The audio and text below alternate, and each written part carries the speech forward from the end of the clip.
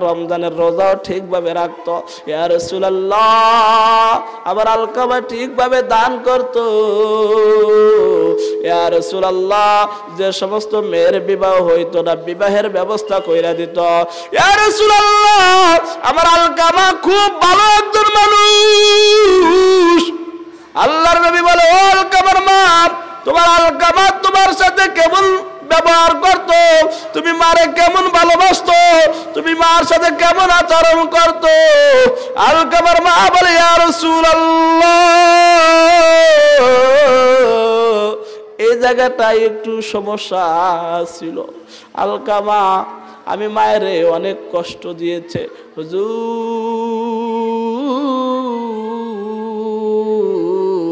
আলকামা তার স্ত্রীর কথা শুনিয়া আমি মার সাথে খুব খারাপ আচরণ করত, আমি মায়ের এই কষ্ট দিত।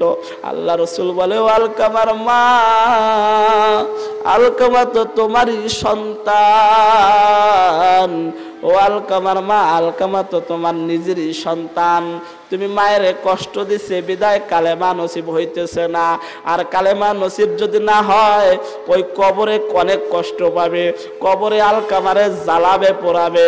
ইয়া রাসূলুল্লাহ, কবরে জ্বালাইলে পোড়াইলে আমার কিছু আসে যায় না, আমি ওরে মাফ করব না। ও আমারে অনেক কষ্ট দিছে, আমি ওরে ছোট্টবেলা থেকে লালন পালন করেছি, ও আমারে অনেক কষ্ট দিছে, হুজুর আমি ওরে মাফ করব না। আল্লাহর নবী কয়, ও আলকামার মা, রাগ করিও না, মাফ করিয়া দাও না। আলকামার মা কয়, মাফ করব না। এবার আল্লাহর নবী বলেন, ও বিলাল, লাকড়ি জুগাও, আগুন জ্বালাও, আলকামারে আগুনে পুড়া দাও।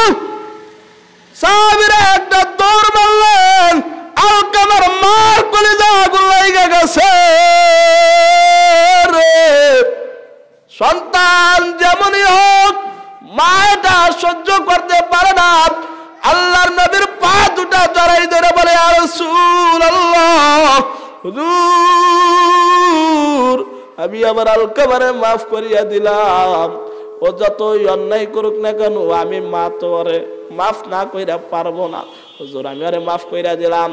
আল্লাহর নবী কয়, বেলাল রে, এবার বাড়িতে যাও, দৌড় দাও, দেখো কি অবস্থা।